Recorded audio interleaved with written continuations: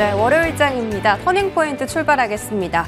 오랜만에 양시장이 빨갛게 물들어 있는 상황, 거기다 거래소는 1% 넘는 상승세를 보이고 있습니다. 거래소, 시가총액 상위 10개 종목이 모두 다 빨간불을 켠 오늘 정말 이례적인 흐름이 연출되고 있습니다.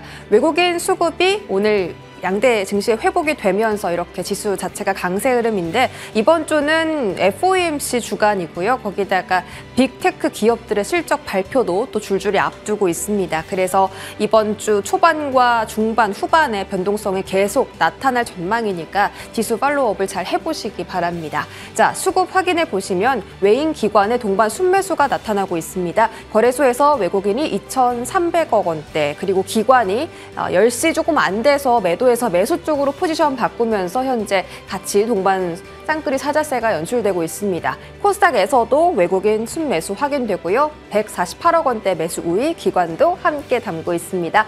선물 시장에서 외국인의 순매수가 굉장히 좀 급격하게 늘어나고 있는 상황입니다. 현재는 5천억 원 넘게 순매수 규모 펼쳐지고 있고요. 어떤 종목에 이렇게 매수를 강하게 펼쳐나가고 있을까요? 외국인 탑10 보겠습니다. 반도체 투톱 일단 담습니다. 지난주에 반도체 투톱에 충격이 좀 컸는데 이제 차트상 봤을 때 3거래일 정도 바닥을 형성하면서 다시 올라오려는 움직임인지 궁금한데 일단 미증시도 그렇고 국내 증시도 반도체 같은 성장주보다는 중소형주나 가치주 쪽에 지금 포커스가 많이 맞춰져 있다 보니까 언제까지 이렇게 쉬어가는 흐름이 나올지, 반등의 기미는 언제쯤 포착이 될지 한번 여쭤보면 좋겠고요.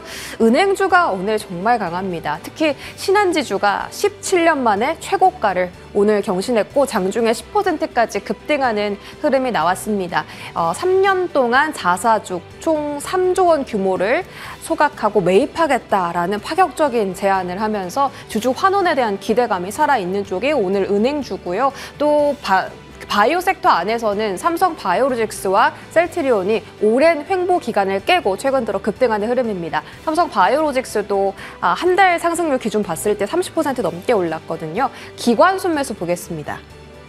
자, 기관은 어떤 종목 담고 있는지 보면 은행지주, 신한지주, 하나금융지주, BNK 금융지주 이렇게 은행주를 또 외국인과 함께 같이 담고 있고요.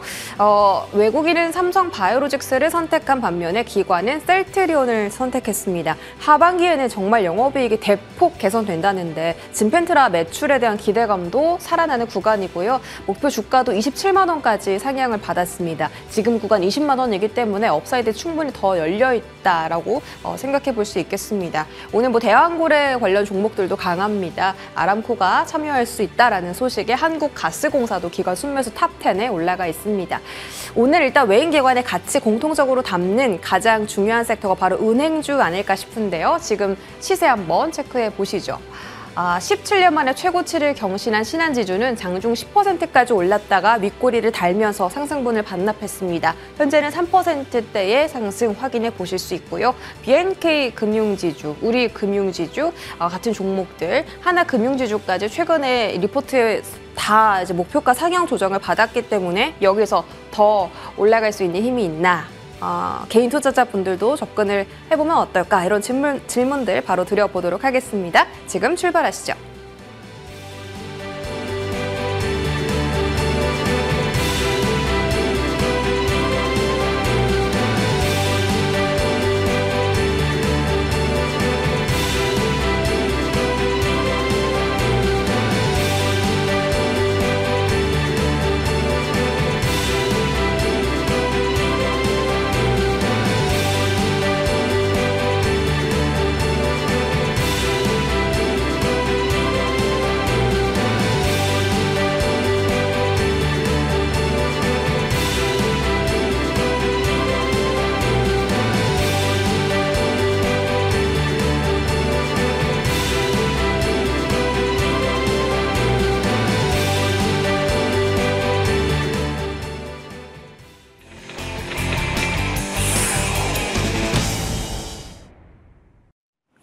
네, 월요일장 탑10 이분과 함께합니다. 위즈웨이브 이건희 대표 모셨습니다. 어서 오세요. 네, 안녕하세요. 네, 반갑습니다.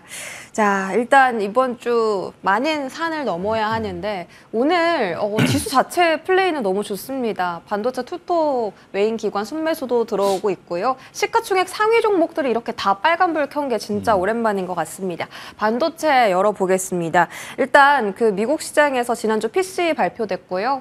예상치 부합했습니다. 경기 둔화에 대한 우려가 축소되고 또 금리 인하 기대감이 살아나면서 반도체 같은 성장주보다는 가치주나 중소형 쪽의 순환매가 계속되고 있어요. 그래서 반도체가 아무리 실적이 좋고 업황이 좋더라도 사실 지금 가져가는 관심의 파이가 되게 많이 적어졌거든요. 이렇게 조정받는 흐름이 언제까지 계속될까 좀 걱정이 되긴 하는데 대표님 어떻게 보세요?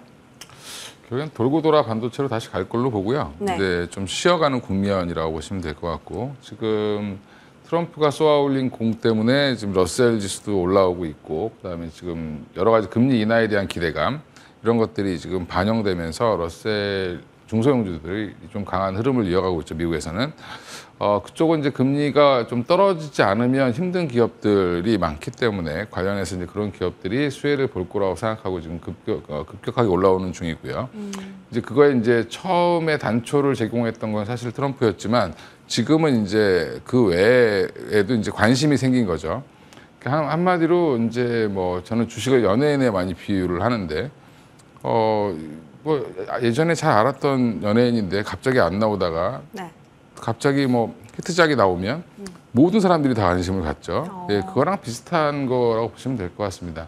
근데 예전에 화려했던 지금 반도체는 너무 뭐 자꾸 나오니까 좀 지겹다. 뭐 이렇게 지금 생각을 하는 것 같고요.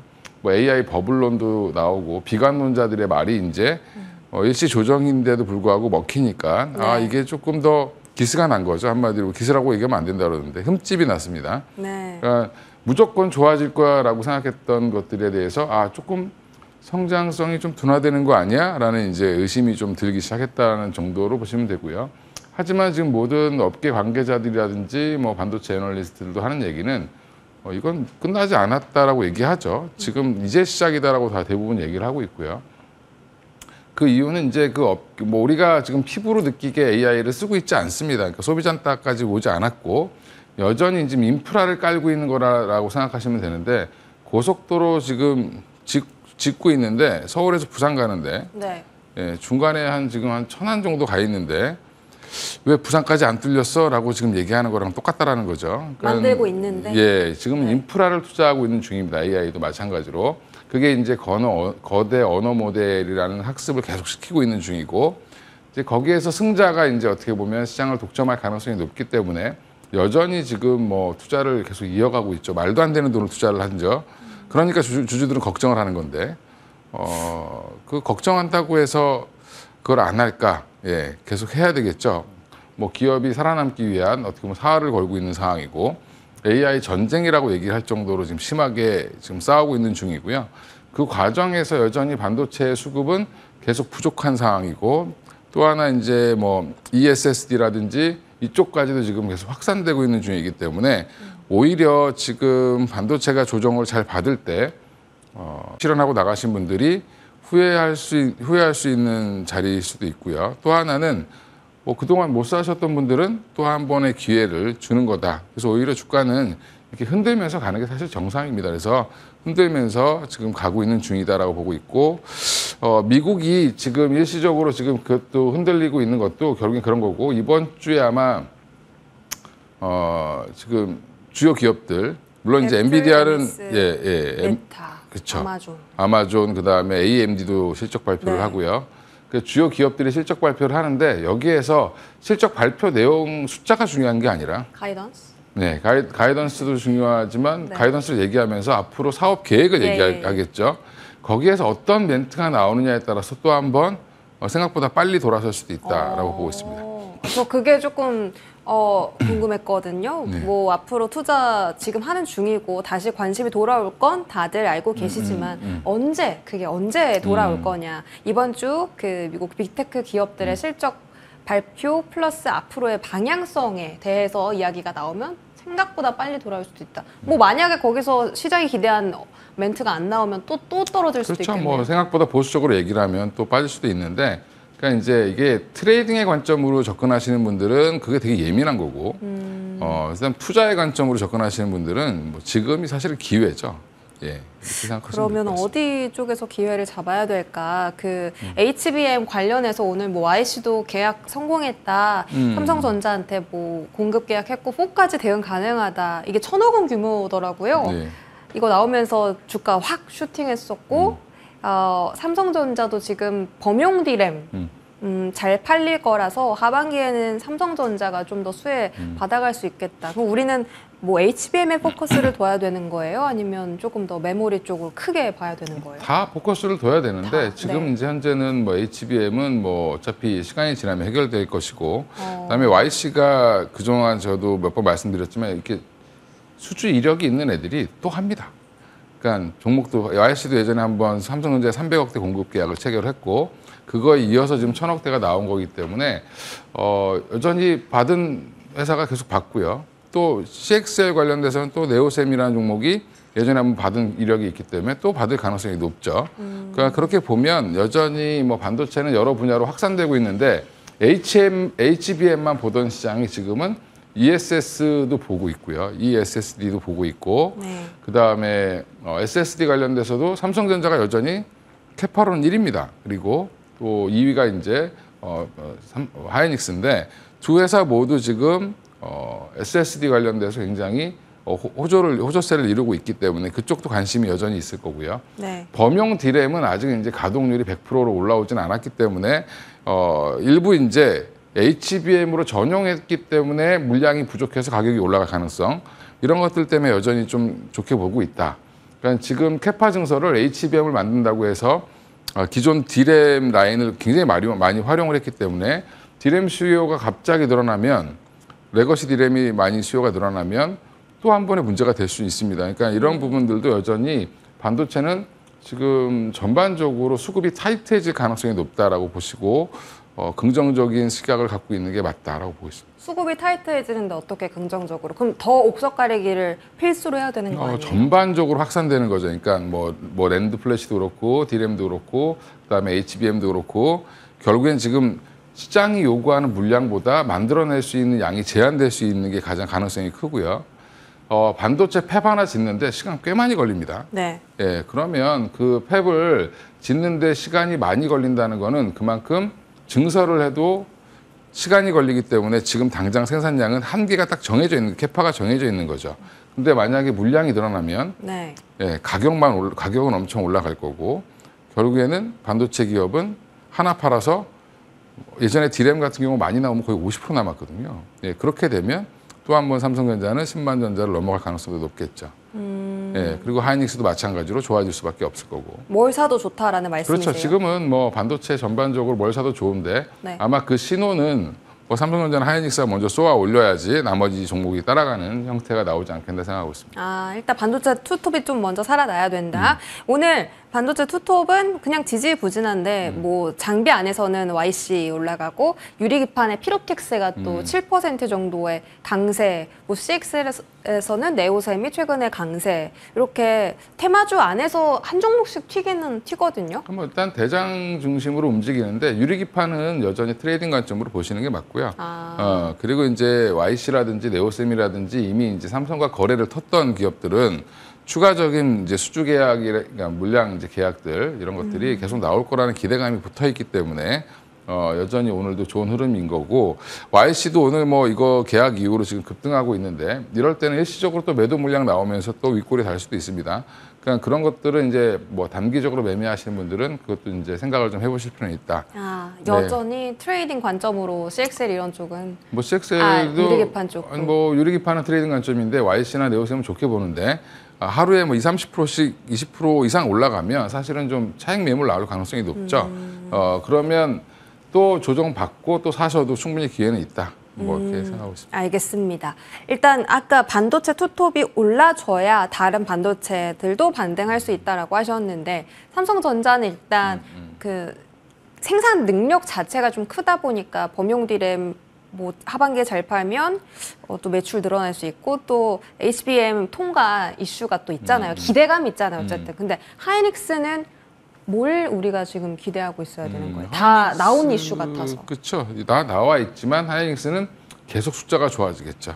네. 그냥 매출, 실적? 실적이 좋아질 거고 또 3E 지금 12단부터 시작해서 뭐 4까지 이제 선제적으로 계속 먼저 내놓을 겁니다. 삼성전자보다 빨리. 네. 그렇게 되면 지금 HBM 쪽에서는 선두로 치고 나갈 거고 또 솔리다임 관련돼서 지금 미국 나스닥 상장 얘기도 있기 때문에 솔리다임 상장. 솔리다임을 이제 만약에 상장을 한다라고 하면 그 이슈도 적은 이슈는 아닐 것 같다. 근데 SK 하이닉스랑 한미 반도체랑 다 실적 좋았는데 생각보다 주가가 많이 못 올라줬거든요. 한미 반도체 심지어 그 대단한 공시를 내놓고도 주가가 오늘 YC처럼 많이 못 올랐단 말이에요. 시장 분위기가 안 좋았어서 그런 거기.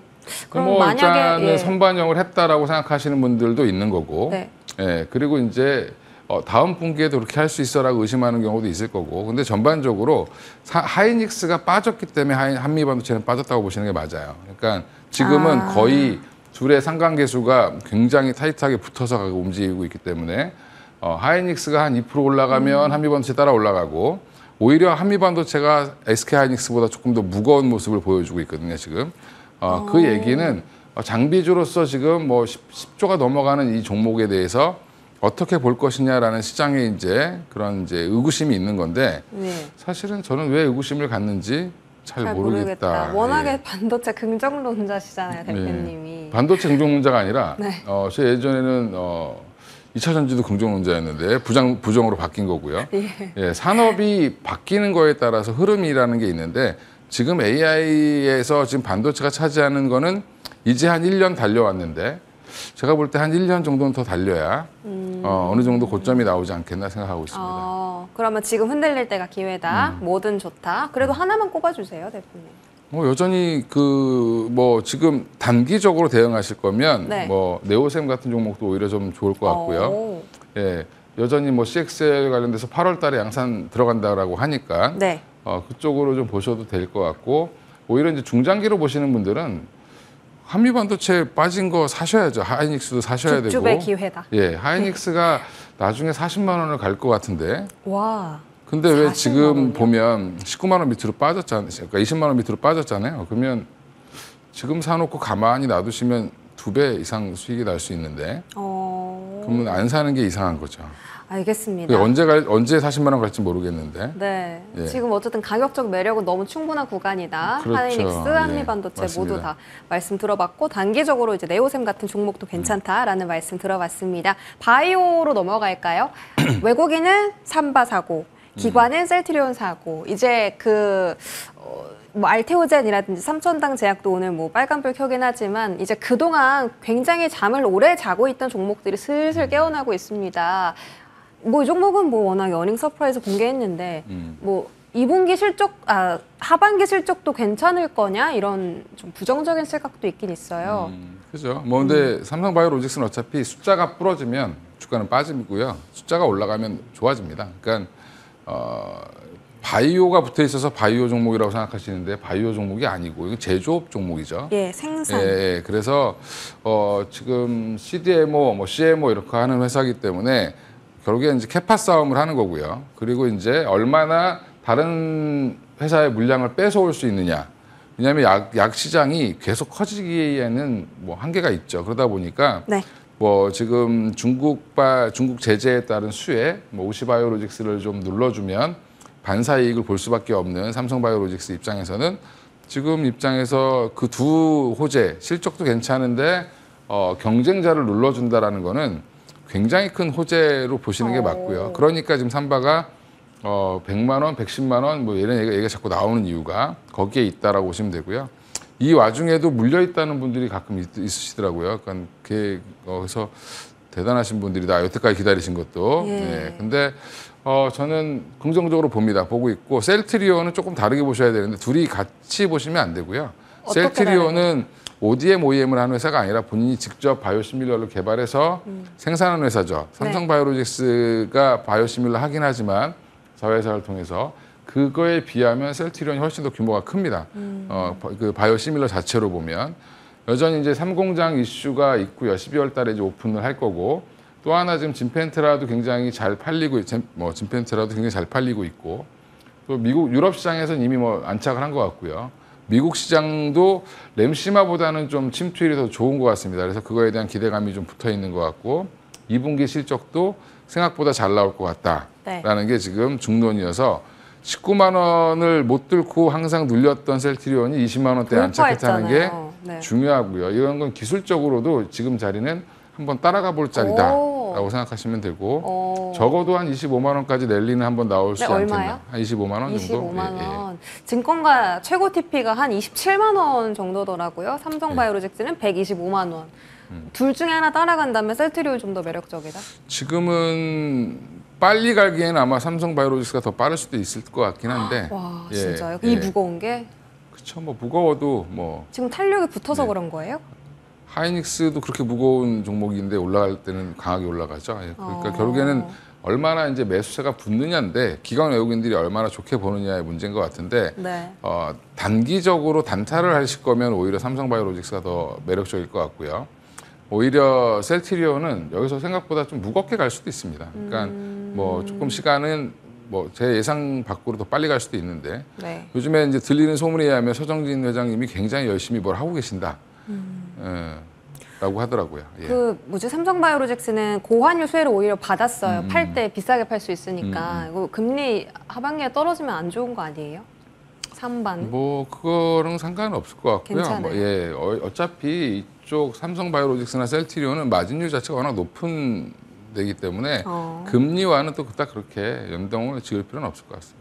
알겠습니다. 그러면 CDMO 안에서 사실 가장 탄력적으로 움직였던 게 바이넥스, 뭐 ST팜 이런 종목들이거든요. 이제 그 종목들보다는 대장인 무거운 종목을 봐야 되는 게 맞아요? 바이넥스는 사실은 그 약간 너무 이제 물량 자체를 많이 받을 수 있는 회사가 아니고요. 캐파가 달라요? 캐파 자체가 뭐 이제 삼성바이오로직스에 비하면 거의 그냥 그 구멍가게 수준이기 때문에 그러다 보니까 시가총액이 적다 보니까 좀 빨리 올라가고 이미 좀 반영을 좀 많이 시켰다라고 보고 있고요. 문제는 바이넥스가 실적이 좋을 일이 없거든요, 지금. 근데 주가 되게 잘 갔네요. 그건 이제 생물보안법 통과 이슈 때문에 오히려 지금 먼저 선방에서 올라가기 때문에 그쪽은 지금은 좀 바이넥스는 좀 보수적으로 보시는 게 맞을 것 같습니다. 물론 이제 법 통과되면 또 한번 랠리를 좀 보일 가능성은 있겠지만 또 실적 나오면 또 부러질 가능성도 있습니다. 이제 제약바이오가 전방위적으로 주목을 받고 있는 게 CDMO 바이오시밀러 말고도 뭐 기술 플랫폼, 알테오젠 3000당 제약, 비만 치료제, 펩트론 이런 종목들도 잘 갔는데 다시 비만 치료제나 뭐 플랫폼 쪽으로 매기가 이동할 수도 있지 않을까요? 뭐 이동이야 자유니까 뭐 왔다 갔다 하시면 되는데 일단은 이쪽은 굉장히 큰 흐름입니다. 그러니까 그 바이오 쪽은. 그러니까 지금 바이오텍이 움직이는 것도 이게 뭐 알테오젠이 왜 이렇게 비싸냐 이렇게 얘기하시는 분들, 뭐 일부 전문가들은 전문가라고 얘기하는데 전문가인지 잘 모를 정도로 내용도 모르면서 이게 실적도 안 나오는데 이렇게 비싼 게 말이 되냐 뭐 이렇게 얘기하시는 분들이 있는데 그 내용을 전혀 몰라서 그러는 거고. 그러니까 결국엔 미래 현금 흐름이 거의 확실시되고 있는 종목들, 그다음에 로열티를 받을 수 있는 종목들은 지금 계속 고공행진을 하고 있는 겁니다. 그러니까 유한양행도 지금 한 달이 채 안 남았고, 그다음에 알테오젠도 지금 한 2달이 채 안 남았죠. 그러면 이제 이 임상 3상 마지막 걸 발표하고 나면 이미 팔았던 기술에 대해서 뭔가 로열티를 계속 받게 되는, 우리나라가 이런 적이 한 번도 없었기 때문에 그거에 대한 기대감이 붙어 있는 거라고 보시면 되고요. 그게 만약에 마지막에 문제가 돼서 뭐 연기가 된다든지 그 임상 3상이 통과를 못 한다든지 그런 악재만 나오지 않는다라고 하면 뭐 사실은 지금 주가도 굉장히 타당할 수 있고 더 갈 수도 있다라고 좀 보고 있고요. 그러니까 그게 아무것도 하지 않고 받는 돈이죠. 그러니까 정확히는 뭐 제품을 앉아서 버는 돈이잖아요. 저작권료처럼. 그렇죠. 우리나라가 지금 저작권료를 이렇게 뭐 로열티를 받는 기업이 거의 없습니다. 그러니까 그런 거를 해본 적이 없기 때문에 생소한가요? 사실 생소해서 지금 그런 건데 그러면 뭐 아무리 여기저기서 돈을 까먹어도 영업이익률이 보통 한 80% 이렇게 나와버리면 사실은 새로운 영역으로 가는 거거든요. 그러니까 이게 그런 부분들에 대해서 바이오텍을 그렇게 접근하시면 되고 최근 들어서 이제 한올바이오파마도 이제 뭐 한 3가지 정도 적용증에 대해서 또 얘기가 좀 나오고 있고 이것도 아마 조만간에 결과가 나올 겁니다. 그래서 오늘 좀 움직이긴 하는데 그런 종목들도 여전히 보시면 좋을 것 같고요. 그다음에 ST팜 같은 경우도 여전히 꿈과 희망이 있죠. 근데 거기도 근데 사실은 바이오시밀러라기보다는 그 올리고핵산 관련돼서 만들 때 올리고핵산의 주요 원료 중에 하나가 핵산 만들 때 들어가는 원료 중에 하나가 미국 회사들이 중국 기업에 의존을 많이 하고 있습니다. 네. 근데 그 부분을 대체하게 된다라고 하면 ST팜이 굉장히 좋아질 거다. 그래서 이것도 바이오 삼생법 관련돼서 수혜주다라고 생각하시고 대응을 하시면 조금 더 이해가 좀 빠르지 않을까. 네, 알겠습니다. 바이오 쪽은 여전히 긍정적으로 보시는 종목들 많으시고요. 마지막으로 은행주 체크하겠습니다. 신한지주가 17년 만에 최고치고요. 외인 기관의 다방면의 수급이 오늘 은행 섹터에 들어오고 있습니다. 주주환원도 지금 너무 적극적으로 하고 있고 실적도 좋잖아요. 은행주는 지금 뭐 외인 기관 같이 따라가서 사면 늦지 않을까요? 괜찮아요? 지금 뭐 개인들은 지금 사기에는 좀 늦었죠. 단기적으로 늦었고. 늦었어요? 네, 더 눌린 다음에 사시는 게 맞을 것 같고요. 지금 신한주주가 공격적으로 지금 자사주 소확한다라고 하니까 오늘 거의 뭐 장중에 10% 이상 올라갔다 윗꼬리 달고 내려오는데 다시 또 조금 올랐어요. 예. 네. 근데 이제 조정이 나올 겁니다. 한 번씩. 그러면 그때 한번 보시면 좋을 것 같고요. 물론 이제 매력이 있죠. 배당도 주고 그다음에 앞으로 이제 밸류 프로그램 뭐 얘기도 할 거고 신한에서 얘기했는지 뭐 공격적으로 뭐 PBR 2배를 만들겠다라고 얘기를 했는데 그럼 거의 주가 더블 난다는 얘기인데 지금 은행주가 그동안 못 갔던 이유를 생각해 보시면 정부의 규제 산업이었고 또 하나가 해외에서 뭐 돈 벌어오는 게 없죠. 결국에는 국민들의 이자를 받아서 먹고 사는 회사들인데 그 부분 때문에 성장성이 제한이 있기 때문에 은행주들이 그동안 못 갔고요. 그러니까 주식시장에서 가장 싫어하는 게 돈은 잘 버는데 맨날 똑같이 버는 회사들을 싫어합니다. 네, 근데 네. 맨날 똑같이 벌면 뭐라도 해줘야 되는데 그게 이제 그동안 안 했던 뭐 배당을 좀 확대하고 배당 찔끔 주지 말고 좀 많이 주고 그다음에 자사주라도 소각해서 주식 수레도 줄여야 너희들이 올라가지 않겠어? 라고 하는 거거든요. 그게 밸류 프로그램의 근본적인 이유이기 때문에 뭐 저는 지금 하는 형태의 밸류 프로그램의 적극적인 제가 예전부터 여기 나와서 은행주들이 그나마 가장 밸류 프로그램에 적극적일 수밖에 없을 거다라고 말씀드렸는데 여전히 적극적이죠. 네, 그러면 주인도 없고 주주들이 요구하는 것도 많을 거고 그러면 당연히 밸류 프로그램에 적극적으로 또 정부의 규제를 안 받으려면 참여를 해야 되는 수밖에 없는 거죠. 지금 삼성전자나 하이닉스가 밸류 프로그램 참여한다는 얘기 안 하죠. 네. 예. 다른 대기업들도 안 합니다. 근데 유일하게 은행이랑 보험 회사들만 열심히 한다라고 얘기하죠.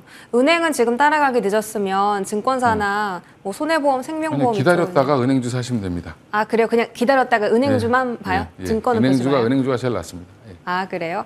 은행주 안에서 탑픽은요? 지금 저는 KB금융이 오히려 좀 좋아 보이는데 지금은 신한지주가 오늘 급등했기 때문에 아마 조금 더 조정은 좀 더 나오지 않겠나 보고 있습니다.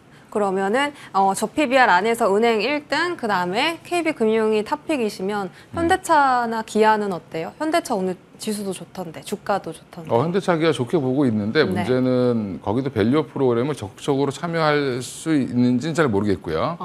네. 그리고 또 하나가 뭐냐면 트럼프가 만약에 뭐 트럼프가 됐든 누가 됐든 대선이 끝나고 나면 자동차주는 한번 좀 위기가 올 가능성이 있다. 알겠습니다. 그런 힌트까지 얻어봤고요. 위즈웨이브 이권희 대표와 이야기 나눠봤습니다. 고맙습니다. 네, 감사합니다.